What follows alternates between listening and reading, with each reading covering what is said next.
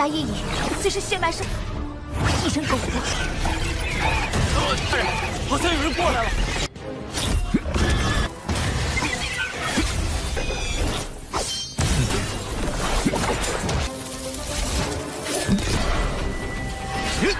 这些元兽精气可都是大。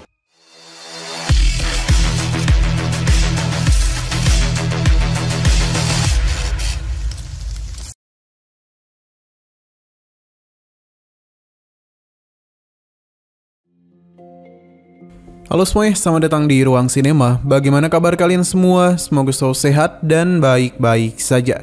Sesuai jadwal, jadi pada hari ini kita akan kembali melanjutkan series Donghua Martial Master episode terbaru, yang mana ini adalah episode yang ke-570. Bagi yang mau bergabung dengan series ini, kita sudah sediakan playlistnya. Jadi kalian bisa dengan mudah mencari di mana episode awal dari series ini. Namun sebelum kita mulai episode terbarunya, kita akan lihat dulu apa saja yang telah terjadi pada episode sebelumnya. Tepatnya pada episode 569. Kemarin Tuan Mokara telah mengalami rasa sakit yang luar biasa pada kepalanya. Ini disebabkan oleh ingatan yang tidak dapat dia temukan, yang mengakibatkan jiwanya pun mengalami kebingungan. Melihat hal itu, Kinchen merasa ini adalah kesempatan yang bagus untuk menjadikan Mokara sebagai bawahannya. Clodagh sempat memberikan bantuan kepada Kinchen, yang mana hal itu telah membawanya masuk ke dalam alam bawah sadarnya. Di sana Kinchen sempat bertarung dengan kesadaran Mokara, tapi dia berhasil mengalahkannya, dan dengan begitu juga segel jiwa telah berhasil Kinchen pasang. Ketika perjalanan dilanjutkan, Jiryu dan juga Chen Sisi meminta Kinchen berjanji kalau dia harus menuruti permintaan mereka. Dengan begitulah rahasia tentang kejadian sebelumnya akan mereka sembunyikan. Kinchen paham dan tidaklah mempermasalahkan apapun. Sekarang kita akan melanjutkan episode terbarunya. Terlihat kalau para binatang darah ini tengah melakukan pergerakan dengan begitu cepat karena merasakan kehadiran musuh. Pertarungan pun telah terjadi di depan sana. Ledakan kekuatan yang dihasilkan dapat dirasakan langsung oleh kelompok Kinchen. Ia tidak menduga akan ada garis keturunan yang begitu kuat di depan sana. Kinchen yang penasaran pun meminta para gadisnya untuk tetap di sini. Sedangkan dirinya lah yang akan pergi untuk melihat apa yang terjadi. Sebenarnya ketiga gadisnya tidak ingin membiarkan Kinchen sendirian. Pasalnya di sana pasti sangatlah berbahaya. Namun Kinchen menenangkan mereka, pasalnya makhluk-makhluk itu tidak akan mungkin menyakiti dirinya.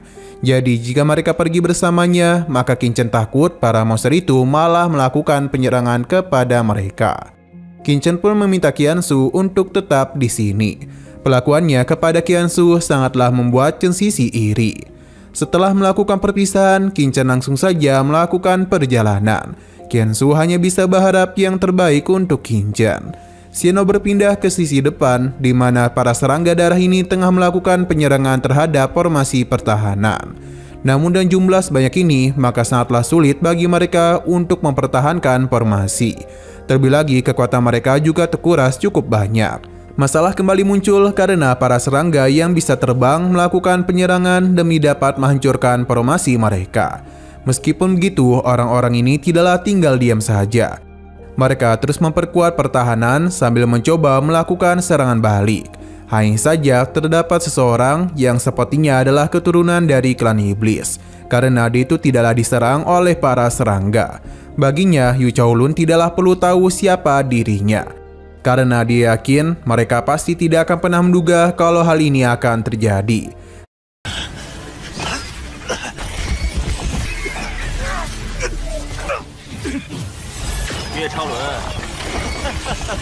Pria itu menganggap mereka tidak akan bisa melakukan apapun lagi dan hanya perlu menunggu kematian saja. Yu Chaolun meminta Jia Yi untuk menunggu karena dirinya akan mencari celah supaya dia dapat pergi dari tempat ini. Hanya saja itu tidaklah semudah yang dirinya kira. Pasalnya para serangga tidak ada niatan untuk berhenti menyerang. Jia Yi tidak ingin pergi karena dia juga akan memberikan bantuan kepada mereka. Terlebih lagi, dia ini adalah seorang gadis suci yang juga merupakan seorang pewaris. Lantas bagaimana mungkin dia meninggalkan rekan-rekannya mati di tempat ini? Jika hal itu terjadi, maka Jia Yi menganggap dia sama sekali tidak pantas disebut sebagai gadis suci. Untuk saat ini mereka hanya bisa bertahan saja. Entah semua itu akan sampai kapan, pasalnya formasi pertahanan mulai retak. 我家业已，此时血脉上，不相信任何人。一声狗子，大人，好像有人过来了。 Hingga sesaat kemudian mereka merasakan kehadiran seseorang yang datang, yang mana tentu saja ini adalah Abang Qingchen. Pria yang mengendalikan para serangga ini menganggap kalau Qingchen bukanlah lawan yang sepadan untuk menghentikannya. Jadi tidak akan lama lagi dia itu pasti akan mati. Namun dia ini sudah salah karena telah meremehkan Qingchen. Pasalnya para serangganya itu tidaklah dapat menghentikan tindakannya. Qingchen pun dengan sangat mudah melakukan serangan balik kepada para serangga, yang membuat perhatian mereka mulai tertuju kepadanya. Melihat apa yang Qingchen lakukan seketika saja membuat pria ini agak panik. Sedangkan Yu Qiaolun berpikir kalau pria itu datang kemari demi bisa membantu mereka. Kembali kepada Qingchen, di mana dia ini mulai serius dengan menggunakan pedangnya.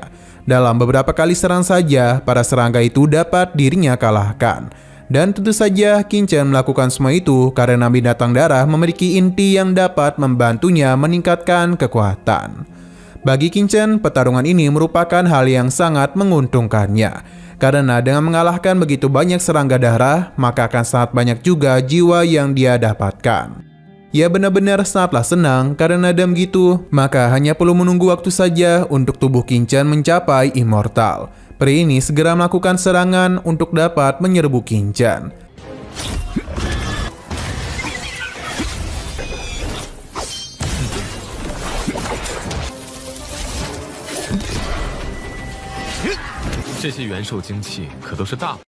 Pria ini segera memberikan perintah kepada para serangganya untuk menyerbu Qingchen. Tapi seberapa keras pun dia mencoba mengalahkan Qingchen, semua itu tidak ada apa-apanya.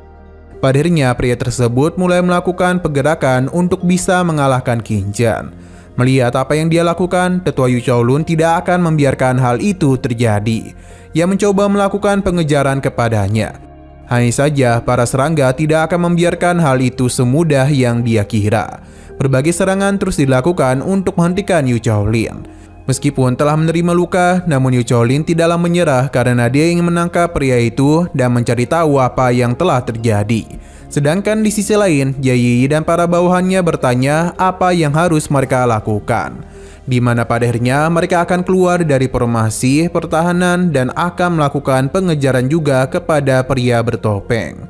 Melihat hal itu sempat membuat Yu Qiaolun khawatir kepadanya, karena bagaimanapun hal itu akan membahayakan nyawa mereka saja. Hal ini sudah dilihat oleh pria ini dan dia tidaklah menduga kalau mereka akan meninggalkan formasi pertahanan. Ini merupakan keuntungan baginya karena dengan begitu dia akan sangat mudah melakukan penyerangan kepada mereka.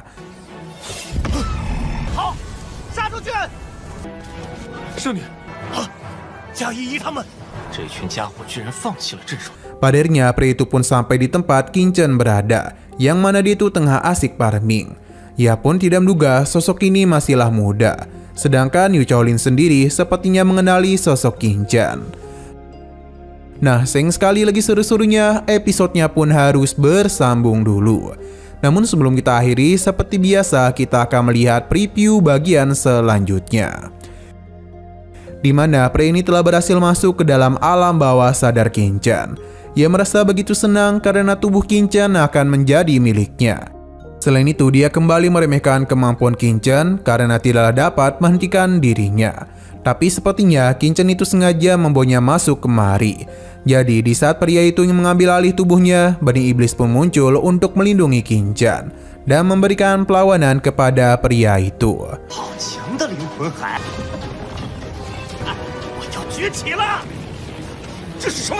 Oke, sekian dulu pada video kali ini. Untuk video selanjutnya akan segera hadir.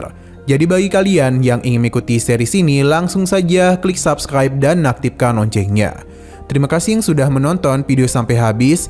Jika kalian suka pada video ini, klik like dan share ke teman-teman kalian tentang channel ini. Dan ditunggu aja kelanjutannya. Oke, sampai jumpa di video selanjutnya.